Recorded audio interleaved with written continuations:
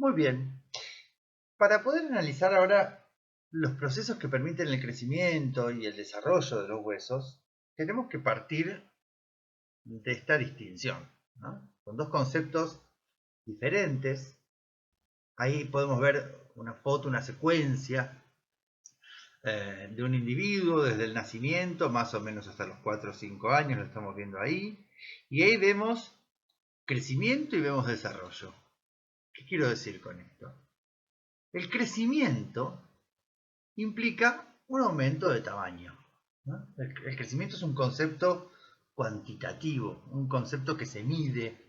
Un hueso crece cuando un hueso aumenta de tamaño. En este caso, no hay duda que el individuo creció, ¿no?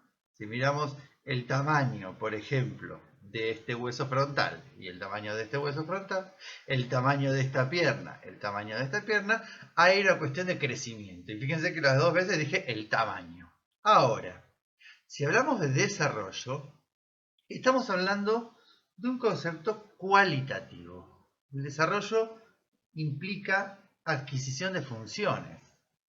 El desarrollo se da cuando las formas, en este caso de los huesos, cambian, pero cambian porque se adquirieron nuevas funciones. Tiene que ver con la diferenciación.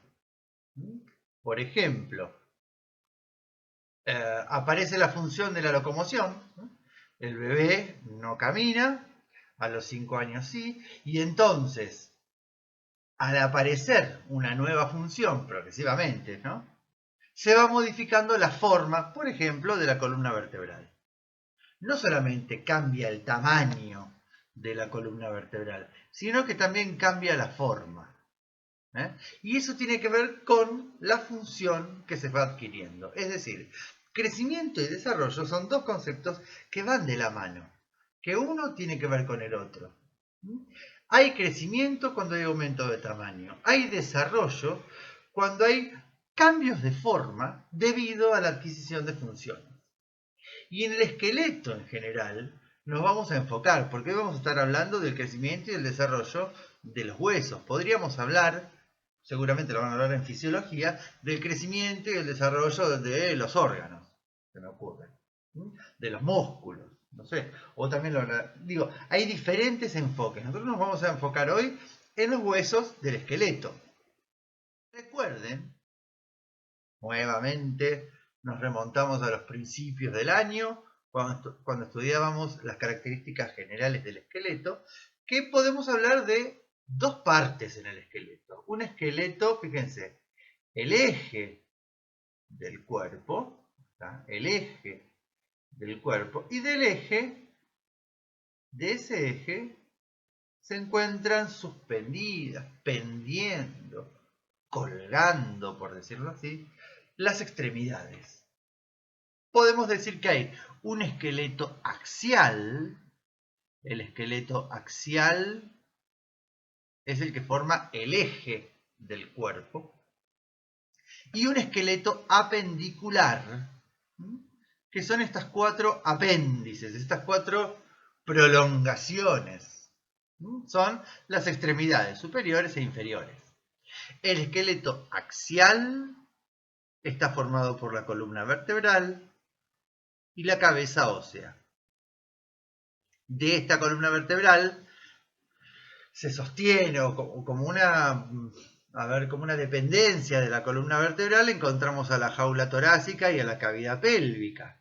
Pero desde estas cinturas pélvica y escapular, se encuentran suspendidas las extremidades superiores e inferiores, lo que se llama el esqueleto apendicular. Entonces, el esqueleto axial está formado por la cabeza ósea y la columna vertebral con jaula torácica y cavidad pélvica.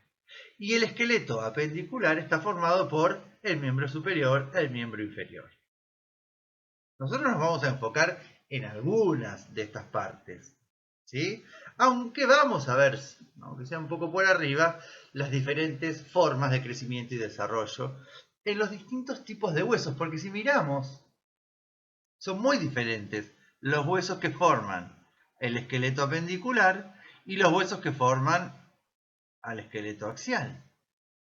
¿Se acuerdan que hay tres tipos de huesos? Los huesos planos, los huesos largos y los huesos cortos. Y fíjense que esta clasificación, largo, corto y plano, tienen que ver con las medidas de un hueso, las dimensiones. Cuando la longitud de un hueso supera al ancho y al espesor, hablamos de un hueso largo. Cuando el largo y el ancho son mayores que el espesor, se dice que es un hueso plano o un hueso ancho también. Y los huesos cortos son aquellos que tienen sus tres dimensiones similares. Ahora, cada tipo de hueso, plano, largo y corto, cumple diferentes funciones. Los huesos largos se encuentran formando las extremidades. Los huesos largos sirven para el desplazamiento, nos permiten la locomoción. Son los huesos que forman la pierna, los huesos que forman el brazo. Son los huesos, repito, que permiten el desplazamiento. Los huesos cortos los encontramos en la mano, en el pie, en la columna vertebral. Son huesos articulados entre sí. Digamos, los huesos cortos se agrupan en cierta cantidad, ¿no? Y varios huesos cortos articulados entre sí forman una superficie que soporta peso. Los huesos cortos tienen como función soportar peso. El pie, la mano, repito, nosotros no, pero los animales que caminan en cuatro patas distribuyen el peso en las cuatro extremidades, ¿no? en las cuatro patas en las cuatro patas y en los cuatro extremos de sus cuatro extremidades.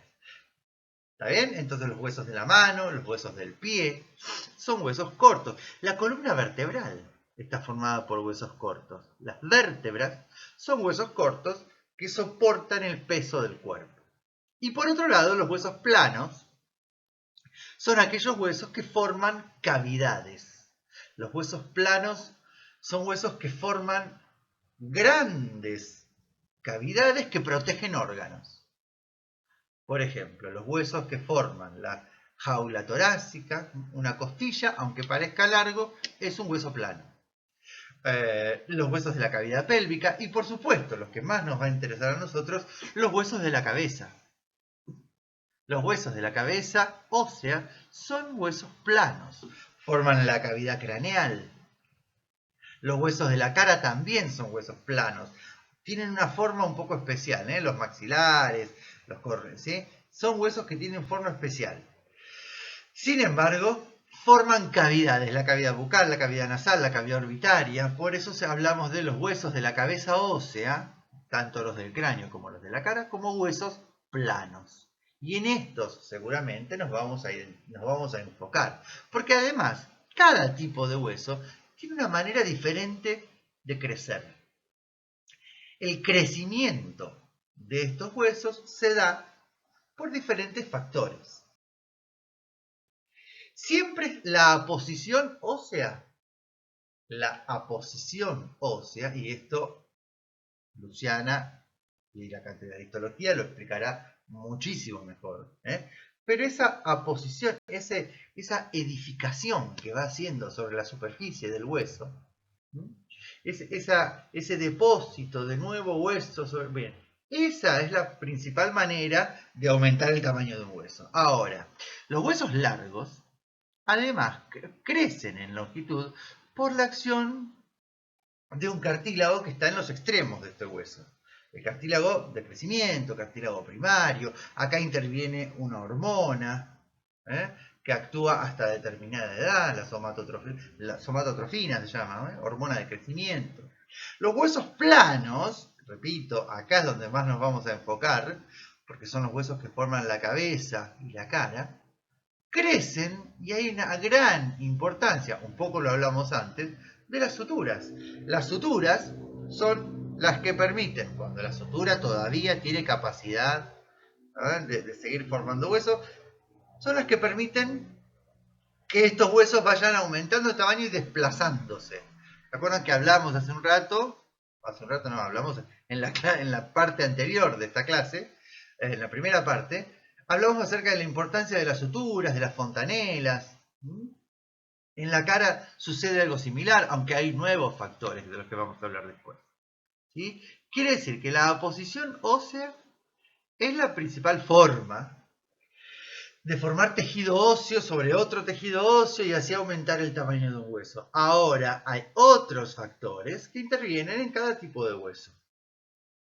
Nos vamos a enfocar en la cara y vamos a ver cuáles son los factores que intervienen en el desarrollo de cada parte de la cara.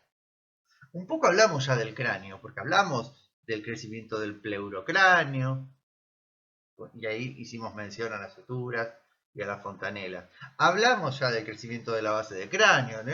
Ese molde cartilaginoso, y sobre ese molde, sobre esa maqueta cartilaginosa se formaba el efenoide, la apófisis basilar del occipital, el etmoide, la base de cráneo.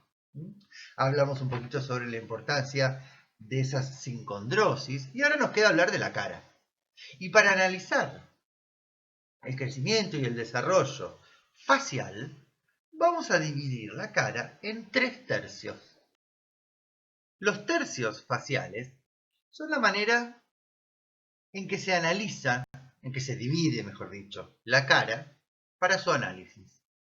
La cara, hay muchos abordajes del estudio facial. Muchos tienen que ver con el estudio de la estética facial, otros tienen que ver con el estudio funcional de cada parte de la cara, con el estudio del desarrollo, del crecimiento. Siempre se divide a la cara en 3 tercios. Y podemos decir que el tercio superior está separado del tercio medio por una línea que pasa a nivel de las pupilas. De las pupilas de los ojos, la línea bipupilar. Y el tercio medio está separado del tercio inferior por una línea que pasa a nivel de las comisuras bucales. Fíjense que estoy nombrando la pupila de los ojos, estoy nombrando la comisura de los labios, lo que sería la zona del modeolus. Básicamente porque los estudios de los tercios faciales se realizan sobre el rostro, en una cara con tejido blando, no sobre un tejido óseo.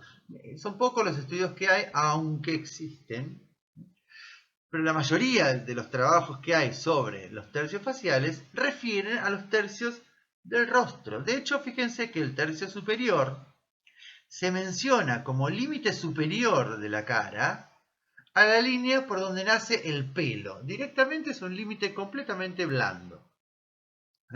No hay un punto óseo que podamos definir, ¿sí? Pero el límite superior del tercio superior sería el nacimiento del pelo. Y el límite inferior de la cara sería, por supuesto, la parte más inferior de la sínfisis.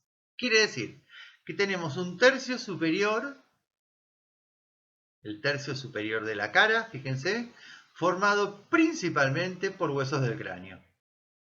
El hueso frontal, el techo de la órbita. El tercio medio de la cara va a incluir el resto de la cavidad orbitaria, las fosas nasales, en general los huesos que forman la mandíbula superior. Mandíbula superior, recuerden que era maxilar superior y todos los huesos que se le articulan. Es decir, casi todos los huesos de la cara están incluidos en el tercio medio, porque recuerden que el maxilar superior está articulado con prácticamente todos los huesos de la cara. Digo, malar, corneta inferior, vómer, palatino, unguis, todos huesos incluidos en este tercio medio. Y por supuesto el tercio inferior de la cara formado por el maxilar inferior. Cada tercio facial va a crecer y se va a desarrollar, es decir, va a tener aumento de tamaño y adquisición de funciones y remodelación y cambio de forma gracias a distintos factores. No crece de la misma manera el tercio inferior que el tercio medio. o el tercio superior. Y es por esto que es necesario separarlo para su análisis. Vamos a empezar con el tercio superior de la cara. Y el tercio superior, ese tercio que tiene que ver con la frente, básicamente, ¿no? Con el hueso frontal y demás, tiene que ver, esto lo habíamos hablado en la primera parte, con el crecimiento neurológico. ¿Por qué ahí dice desarrollo del condrocráneo? La base de cráneo, cuando crece, aumenta sus dimensiones, permite el desarrollo neurológico. El desarrollo de la base de cráneo, el aumento de tamaño y cambio de forma de la base del cráneo, permite el desarrollo del encéfalo. Y el desarrollo del encéfalo nos lleva a un desarrollo del pleurocráneo. Esto yo lo mencioné, estoy seguro. Cuando yo les decía que a medida que el sistema nervioso central se desarrolla, empuja a los huesos de la calota. Que gracias a sus suturas y fontanelas y demás, ese empuje estimulaba el aumento de tamaño. Estamos hablando, repito, del tercio superior de la cara. El tercio superior era la frente, era el techo de la órbita. Ese crecimiento tiene que ver, ese aumento de tamaño tiene que ver principalmente con este factor, el factor neurológico. ¿Sí? El sistema nervioso central, y acá estoy incluyendo al encéfalo, pero también puedo incluir al globo ocular. Ese sistema nervioso central, conforme se desarrolla, empuja a los huesos del pleurocráneo y ese empuje permite el aumento de tamaño.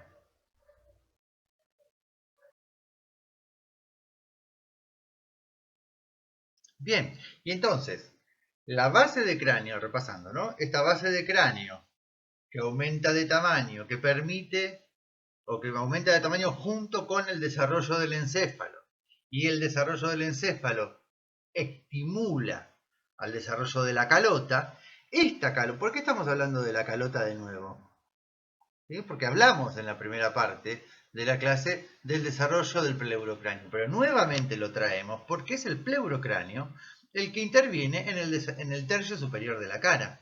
¿Sí? La calota craneal llega, invade el rostro. En este caso, la calota craneal, o los huesos frontales específicamente, forman parte del tercio superior de la cara. Y nuevamente tenemos que hacer mención a la importancia de las suturas.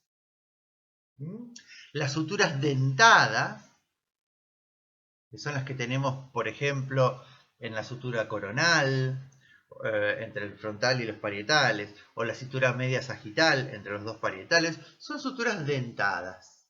Y esas suturas dentadas eran las que tenían una línea muy irregular, que eso permitía estabilidad.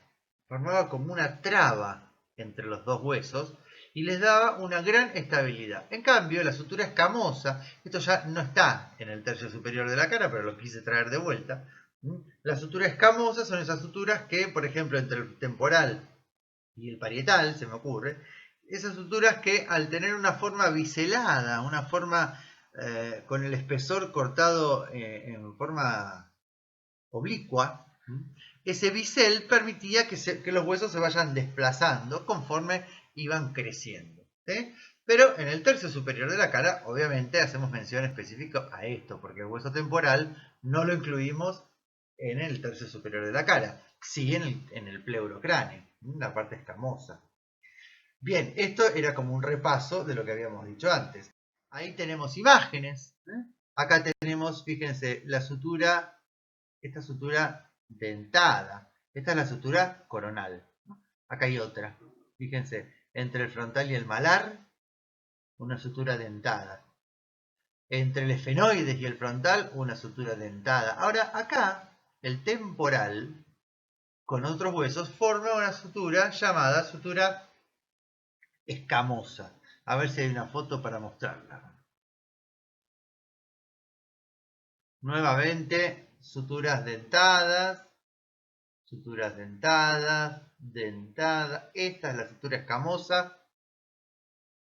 Acá tenemos un hueso temporal separado. Hay un foco medio raro en esta foto. Ven que ahí no hay foco, pero no importa. Acá lo que quería señalar, esto es un hueso, este es el esfenoides. Acá falta una parte falta la escama del temporal, porque justamente, acá dice porción de las alas mayores del esfenoides, que se articula con el temporal. Acá nos falta el hueso temporal, pero yo no sé si llegan a notar que el espesor del hueso está como inclinado.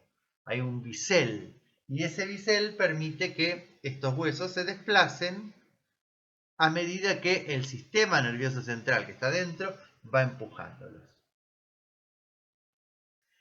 Vamos a ver el tercio medio de la cara, porque aquí tenemos muchos más factores que intervienen. El tercio medio de la cara, fíjense cómo en el tercio superior, repasando, el principal factor que influye en el crecimiento del tercio superior era el crecimiento del encéfalo, ¿no? El crecimiento o el factor neurológico era el que determinaba el crecimiento del tercio superior. Ahora, en el tercio medio de la cara intervienen otros factores y otros cuantos. Nuevamente tenemos al factor neurológico, tenemos también el factor respiratorio decisivo. El factor respiratorio es decisivo en el desarrollo del maxilar. El factor dentario, por supuesto, y la premaxila. Ahora de a poco vamos a ir analizando cada uno de estos factores. ¿Sí? El factor neurológico lo mencionamos porque nuevamente tenemos el piso de la órbita y en general la cavidad orbitaria se desarrolla conforme se desarrolla el globo ocular. Y ustedes saben que el globo ocular tiene que ver directamente con esas vesículas ópticas.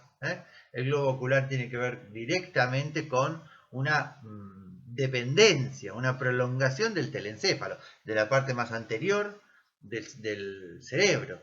Entonces, por eso incluimos al factor neurológico, incluimos al globo ocular como factor neurológico, factor que incide en el desarrollo del piso de la órbita. El factor respiratorio, el factor dentario, la premaxila lo vamos a ir conversando ahora a medida que vamos pasando algunas diapositivas, pero me parece que es importante recordar o mencionar en este momento cómo se va dando la osificación del maxilar superior. Tal como Adrián explicó recién, existen ciertos factores que repercuten en el desarrollo del tercio facial medio. Vamos a conectarlo con la osificación del maxilar superior. Primero vamos a ubicarnos cronológicamente.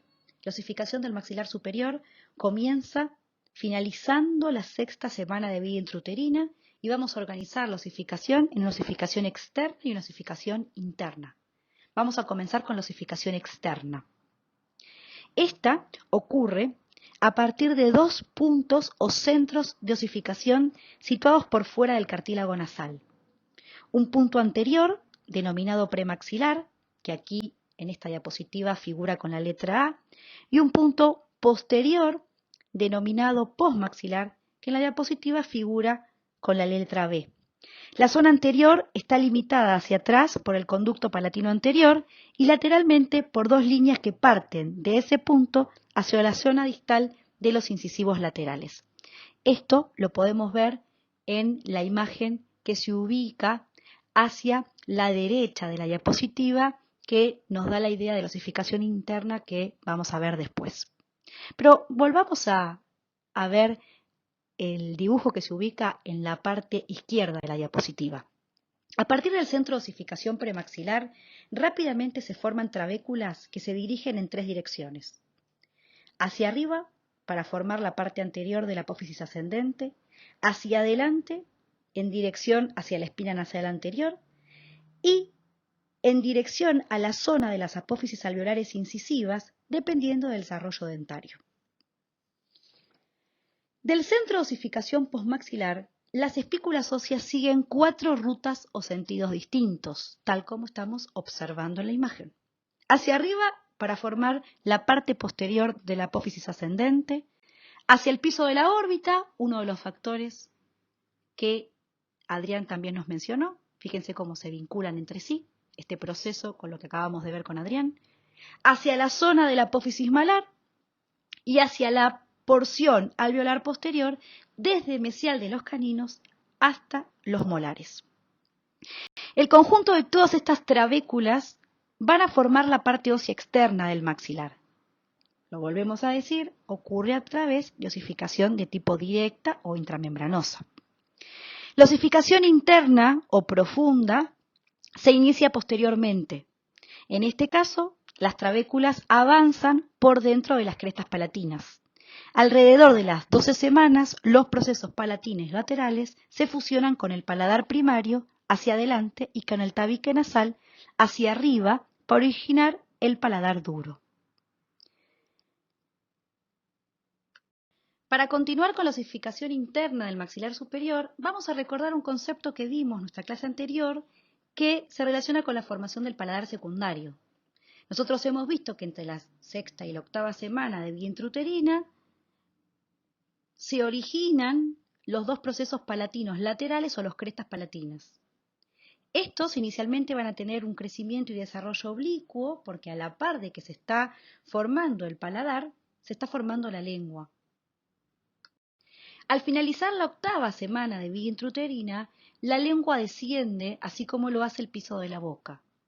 Y lo que ocurre es que entonces ascienden y se horizontalizan los procesos palatinos laterales o crestas palatinas, que hacia la semana 10, 11, 12 producirán una fusión real o mesodermización de estos procesos palatinos laterales o crestas palatinas para formar el paladar secundario, tal como lo estamos viendo en las ilustraciones que acompañan a la diapositiva. Aquí entonces vemos una secuencia de imágenes de cómo aparecen las crestas palatinas, de cómo en simultáneo se está formando la lengua. Adrián, dentro de uno de los factores que influyen en el desarrollo del tercio medio, mencionó la premaxila y lo relacionamos con el paladar primario, concepto que también vimos en nuestra clase anterior y les recomiendo conectar. Vemos cómo entonces se fusionarán ambas crestas palatinas para constituir el paladar duro. Resumiendo entonces, la formación del paladar secundario, y como estamos viendo en las ilustraciones, se da por la horizontalización de estos procesos palatinos y la fusión real o mesodermización. Tengan en cuenta entonces que la osificación del maxilar superior es de tipo intramembranosa o directa, y lo que va a ocurrir luego es el crecimiento, y tenemos ahí en cuenta el concepto que comentó Adriana al comienzo de esta segunda parte de la clase. El crecimiento del maxilar superior es a través de las suturas interóseas que quedan constituidas cuando ocurre la osificación, y también por el desarrollo de las cavidades neumáticas, senos maxilares y senos frontales, que ahora vamos a ampliar desde el punto de vista anatómico con Adrián. Esto influencia entonces las funciones de respiración y digestión. El crecimiento por el mecanismo de tipo sutural se realiza en los 3 planos del espacio, hacia abajo y adelante por las suturas maxilomalar, frontomaxilar y cigomática temporal. En sentido transversal por la sutura medio-palatina y el crecimiento vertical por el desarrollo de las apófisis alveolares.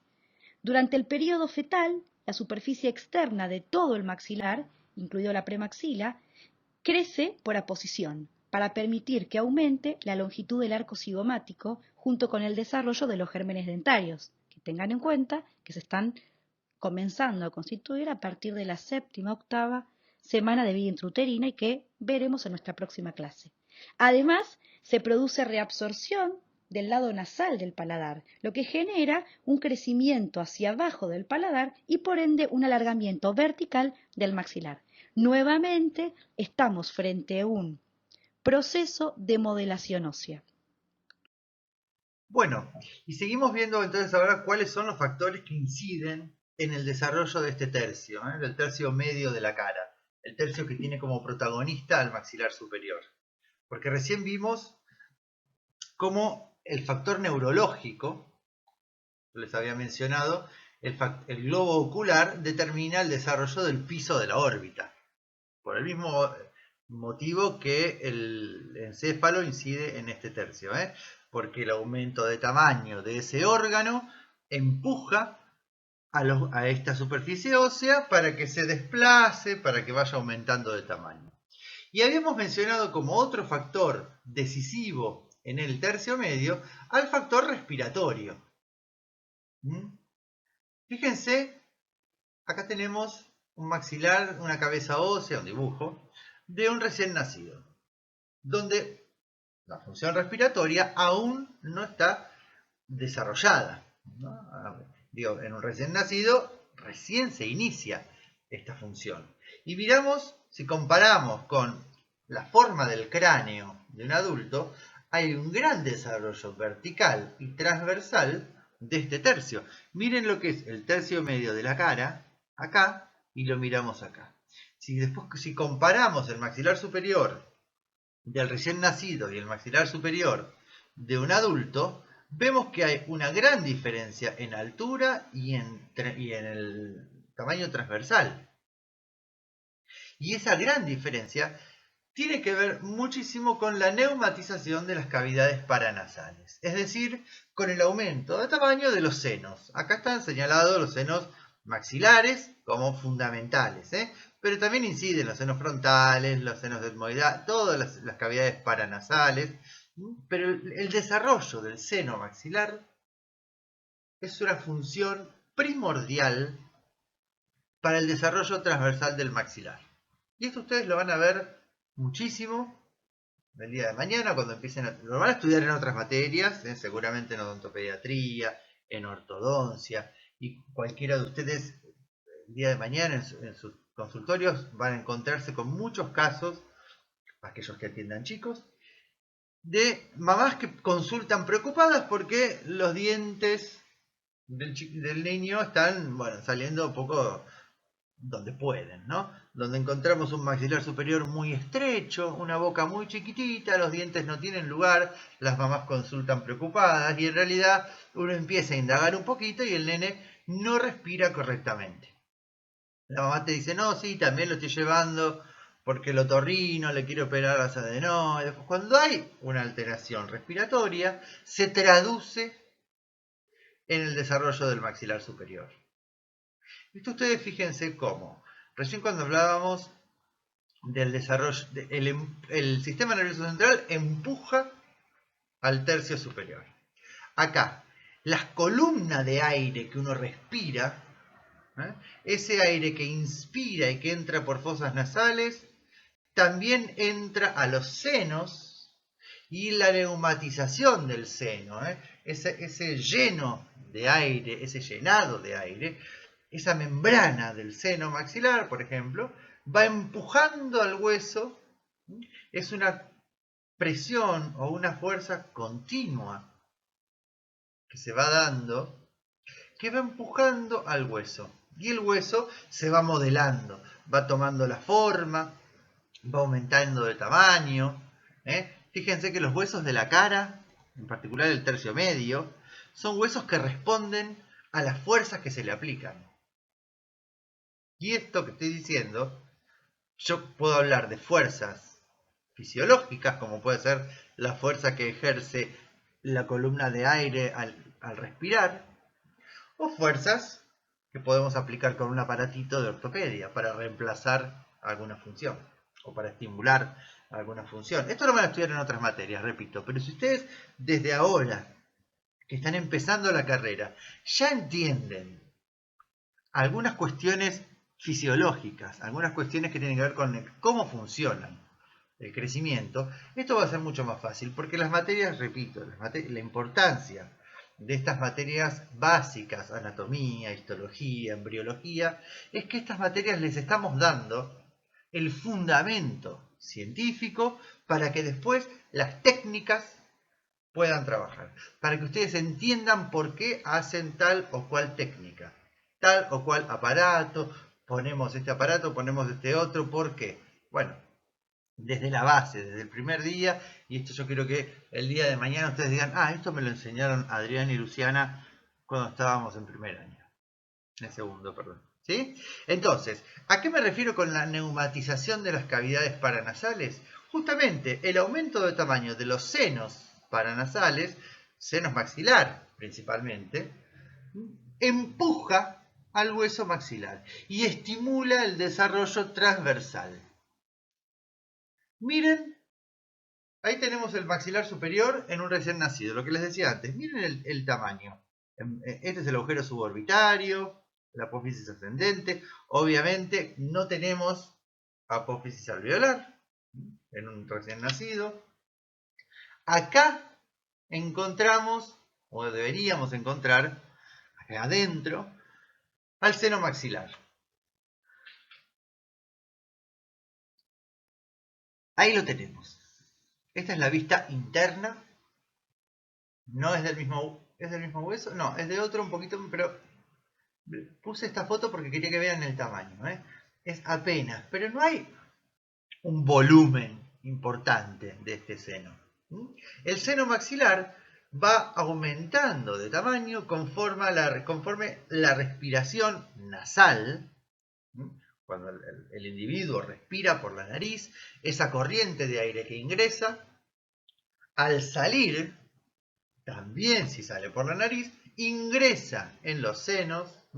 La columna de aire al respirar pasa por fosas nasales e ingresa en los senos paranasales. Recuerden que los senos desembocan en cada meato de la fosa nasal, ¿no? Entonces, si el aire ingresa por fosas nasales, ingresa a los senos y esos senos empujan y estimulan el crecimiento óseo. En este caso, el crecimiento del tercio medio de la cara. Ahí tenemos, ustedes pueden ver en estas tres cortes, acá tenemos un corte sagital de la cabeza, estos son preparados anatómicos que tenemos en la cátedra. Aquí está el paladar, tabique, el paladar blando, la faringe.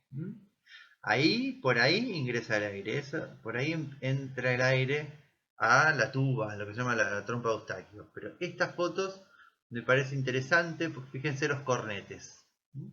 Ahí, miren esta foto, que claros que están los cornetes, ¿sí? Este es el paladar, la lengua, y estos cornetes, de manera que el aire ingresa y, fíjense, ahí, ese cornete cubriendo la entrada al seno.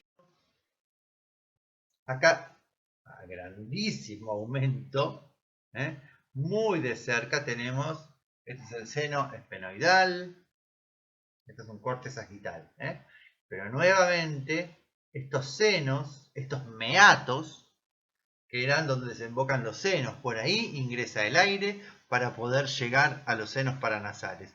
Estimula el aumento de volumen de los senos paranasales, esto lo voy a repetir hasta el cansancio, el aumento de volumen de los senos paranasales estimula el desarrollo, principalmente el desarrollo transversal, pero también el desarrollo en altura del tercio medio de la cara. Y a medida que el maxilar superior se va desarrollando, fíjense que si aquí adentro tenemos al seno maxilar que se expande, que aumenta de tamaño, este hueso hacia atrás no puede desplazarse. O sea, empieza a formar acá y acá tejido óseo, porque recuerden que hay aposición ósea. Ahora, no podemos ir mucho más atrás, porque atrás tenemos a las pterigoides, huesos de la base del cráneo, que ya están formados y estos huesos no responden tanto a estas presiones, los huesos de la base del cráneo. No es como los huesos de la cara, ¿sí? Los huesos de origen endocondral son distintos. Entonces, esas pterigoides ponen un freno, ¿sí? Y por lo tanto, acá se forma como una convexidad.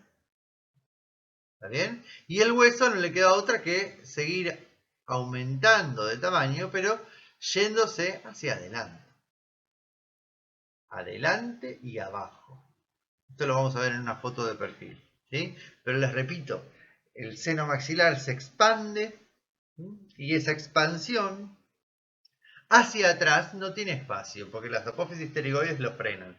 Por lo tanto, forman acá una convexidad, y esa convexidad se denomina tuberosidad del maxilar. Esa es la dirección del crecimiento. El hueso maxilar superior, fíjense cómo a medida que este seno maxilar que el seno maxilar se va neumatizando y va aumentando de tamaño, esta cavidad aumenta de tamaño y, como dijimos recién, hacia atrás el hueso no puede expandirse, porque atrás tenemos a las pterigoides, de manera que se va desplazando hacia abajo y adelante. Aquí detrás teníamos a las pterigoides. Y como ustedes saben, entre las pterigoides y el maxilar encontramos al palatino. Este hueso, que en realidad es tan difícil de estudiar porque es como... primero que es muy difícil de visualizar, pero además es muy irregular en su forma. Esto pasa porque el hueso palatino no es más que como si fuera una gota de soldadura entre el maxilar y las pterigoides. Es como un hueso, como un nexo entre el maxilar y las pterigoides. Y este nexo le permite desplazarse al maxilar, puede desplazarse hacia adelante apoyado en esta lámina, en la lámina vertical, ¿sí? De manera de no perder estabilidad. Me parecía importante señalar en este caso entonces la función del hueso palatino interpuesto entre las pterigoides y el maxilar superior.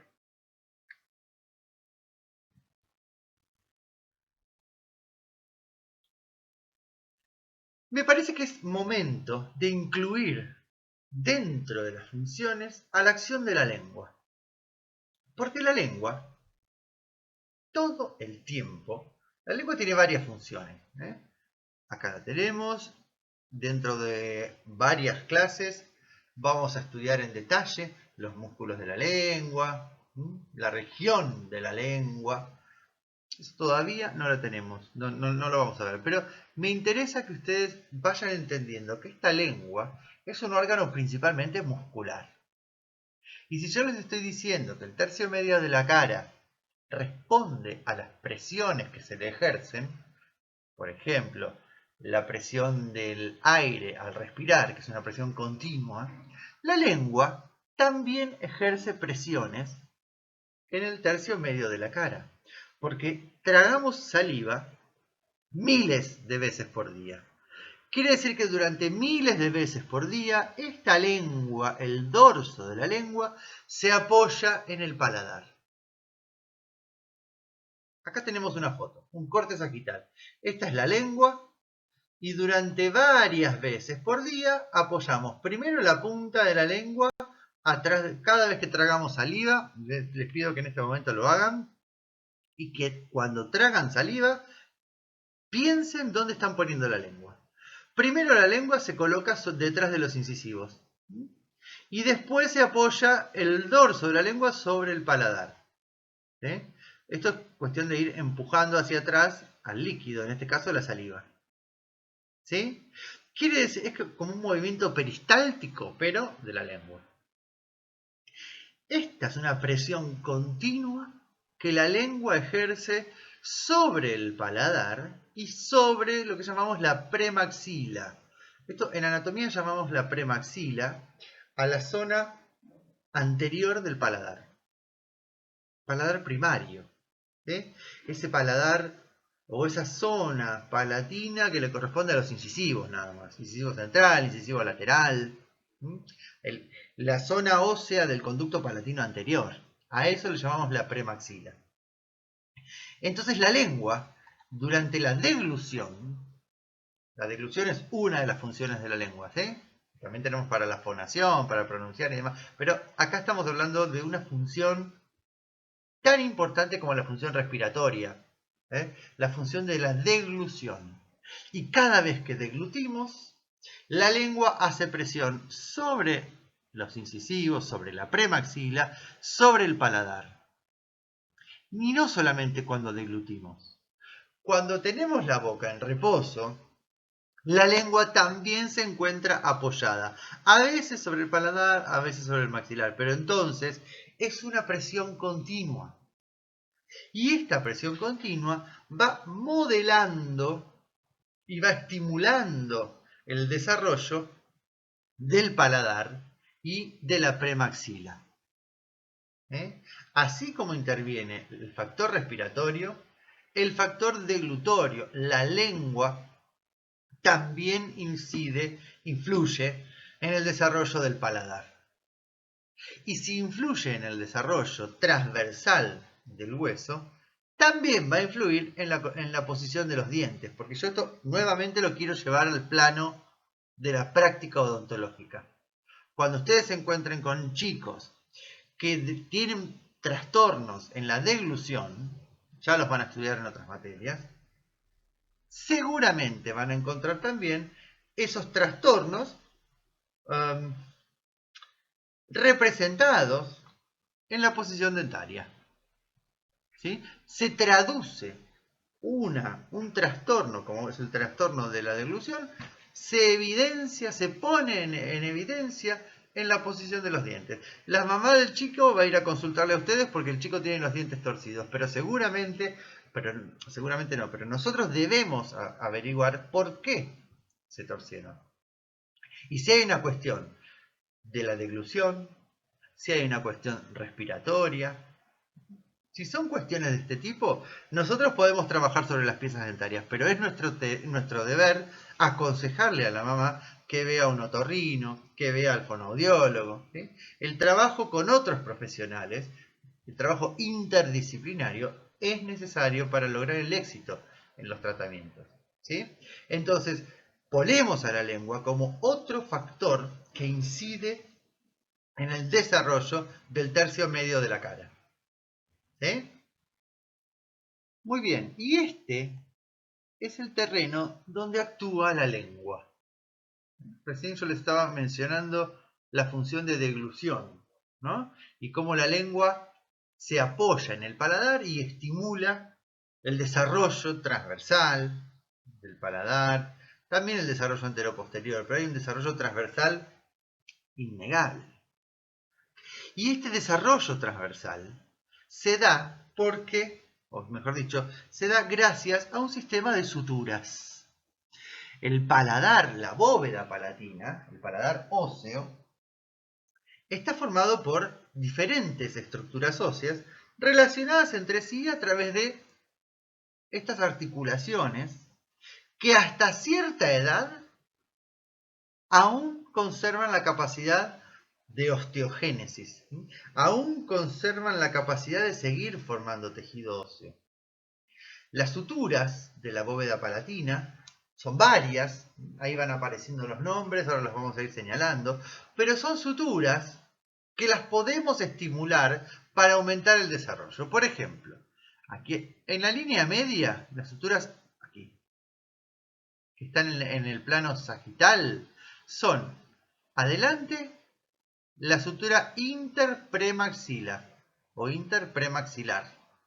Recuerden que la premaxila es este sector. Interpremaxilar. Acá venimos con la sutura intermaxilar entre las dos apófisis palatinas. Y luego la sutura interpalatina entre las dos láminas horizontales de los palatinos. Y en el sentido transversal, la sutura premaxilomaxilar, casi borrada, ¿no es cierto? Casi no se nota. La sutura maxilopalatina entre el maxilar y el palatino. Y la sutura palatopterigoidea, acá atrás, la sutura palatopterigoidea. Estas suturas permiten el desplazamiento en sentido transversal y en sentido anteroposterior. Estas suturas que están en la línea media van a permitir que estas dos mitades se separen y en el medio se forme tejido óseo nuevo.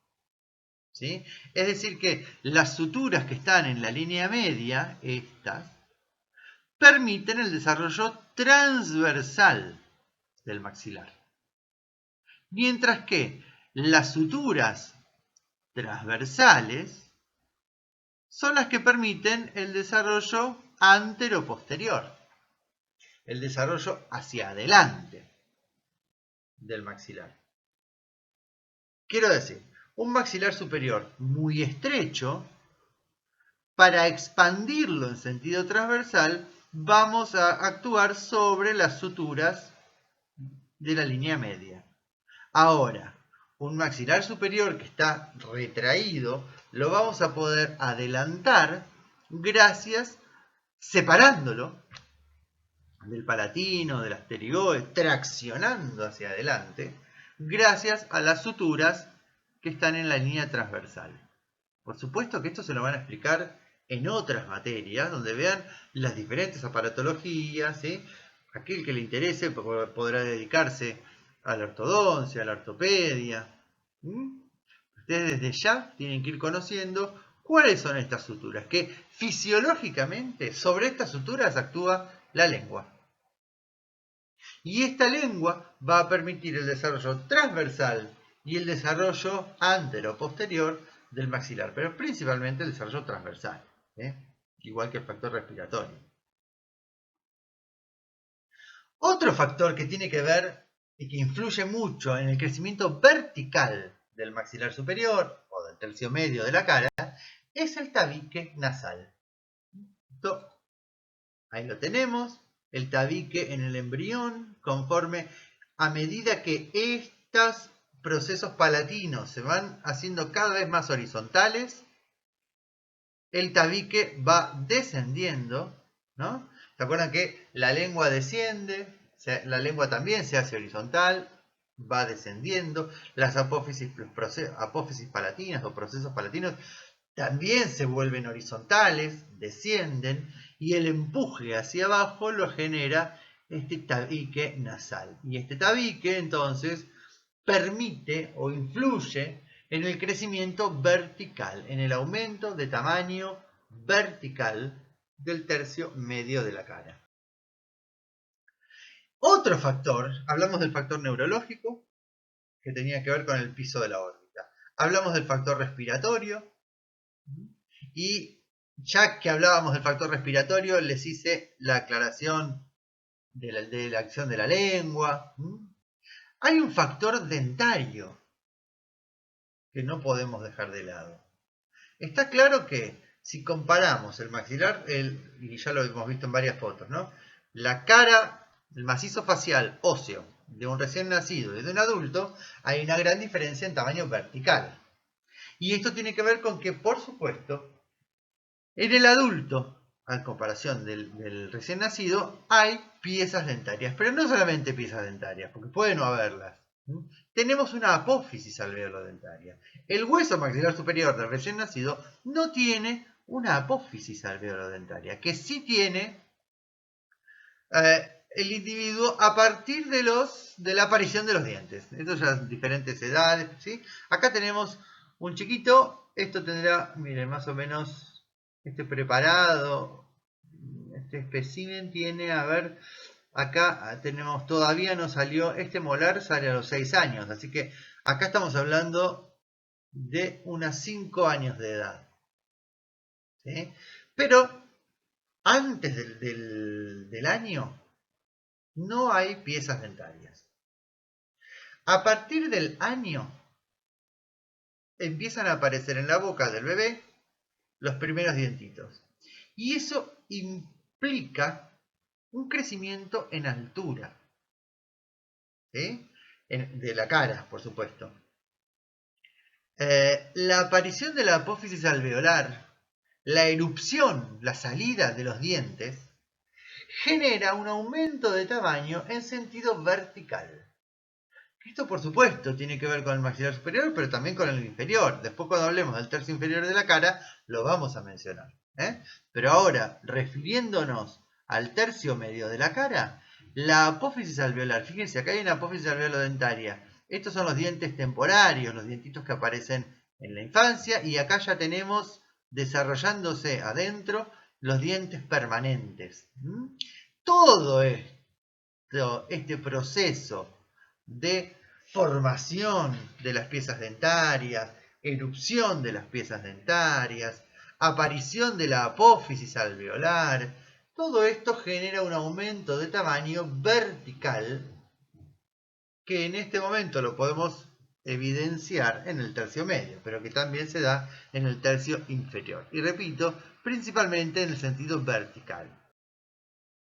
En general, todos estos factores de los que estuvimos hablando, es decir, la erupción de las piezas dentarias, que tiene que ver con el crecimiento vertical. La lengua, que tiene que ver con el crecimiento o el desarrollo de toda la bóveda palatina. El factor respiratorio, que incide sobre los senos y entonces expande lateralmente a los maxilares. Todo esto nos va a dar, fíjense, una suma, o mejor dicho, nos va a dar una resultante de crecimiento en los tres sentidos del espacio. El maxilar o el tercio medio de la cara se desarrolla en sentido vertical, en sentido horizontal y en sentido anteroposterior. El crecimiento vertical del tercio medio tiene que ver principalmente con las piezas dentarias. El crecimiento anteroposterior y horizontal tiene que ver con el factor respiratorio, con la lengua, con el factor neurológico, porque el piso de la órbita genera un crecimiento transversal. Y este es el sentido del desplazamiento del macizo facial. El macizo facial, específicamente acá hablamos del tercio medio. A medida que el tercio medio se desarrolla, recuerden que el tercio medio está unido a los huesos de la base del cráneo, el esfenoides, las pterigoides, bueno, arriba tenemos el frontal. Estos huesos, estas suturas, van a empujar hacia abajo y adelante. No es que empujan hacia abajo y adelante. Miren, en este dibujo por ahí se entiende. A medida que se da aposición ósea en estos huesos, se separa hacia abajo y adelante el macizo facial. Repito, la cara o el macizo facial crece hacia abajo y adelante con respecto a la base del cráneo. El desplazamiento del macizo facial con respecto a la base del cráneo es hacia abajo y adelante. Y si hablamos de que este maxilar o este tercio se desplaza hacia abajo y adelante, miren por favor las suturas. Acá tenemos una sutura, acá tenemos otra. Podemos observar que las suturas son perpendiculares a la dirección del crecimiento. Esto también lo podemos ver acá, porque si yo veo que esta sutura es horizontal, porque la calota crece hacia arriba, ¿no? Esta sutura es así, la calota crece hacia allá. Esta sutura permite el crecimiento en este sentido. Estas suturas, acá señalo estas porque son las que tienen que ver con el maxilar, las suturas, y ahora ya puedo generalizar, las suturas de la cabeza son perpendiculares a la dirección del crecimiento. El resultado, repito, es el crecimiento del tercio medio hacia abajo y adelante. Ese es el sentido de desplazamiento del tercio medio de la cabeza.